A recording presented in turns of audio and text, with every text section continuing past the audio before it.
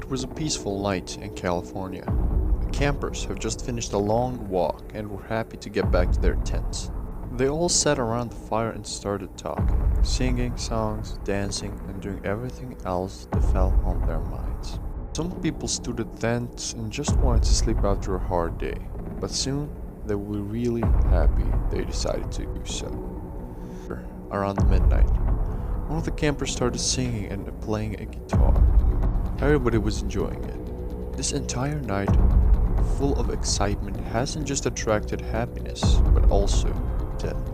In the forest they were surrounded by, a deep growls could have been heard. Something was watching them. But nobody actually seemed to notice that.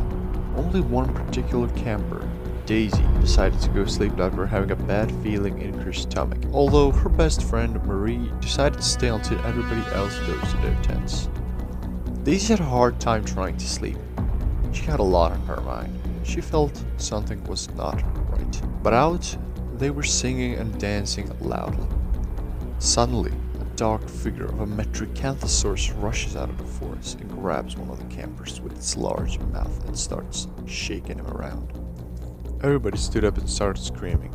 They were all trying to hide somewhere, but not everybody was lucky enough to open their tents that fast.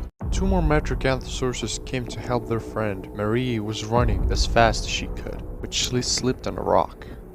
A large dinosaur stepped on her leg and squished it.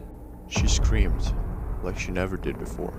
Daisy was watching that from her little hole in the tent.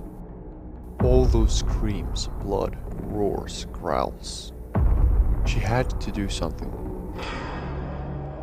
She saw a cell phone on the table that was behind her tent. She got out her hiking knife and cut the tent so she can get out.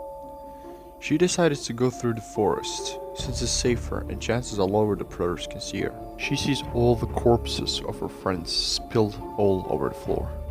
It was terrifying.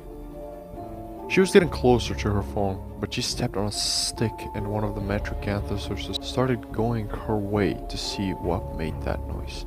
She jumped in mud and started covering herself up with it. Dinosaur started sniffing around with its bloody jaw. Nothing. He got back to eat.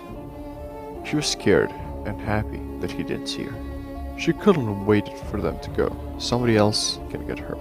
She slowly crawls her way to the table where the cell phone was at. She looked at the dinosaurs. They were eating and searching on the other side of the camp. She quickly grabbed the phone and called the police. They succeeded at getting in contact with the local dinosaur capturing group. Daisy kept hiding under a table, but she was quickly noticed. She started running towards the forest. She started looking for the best place to hide, but it was too late. Metricanthosaurus looked at her. Suddenly, a tranq dart hit the dinosaur. It was a protection group. They succeeded at stopping the animals while ambulance transported the people that were injured. But there were far more dead than injured, and even less alive.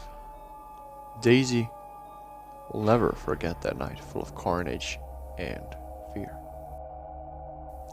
Now like, subscribe for more stories like this.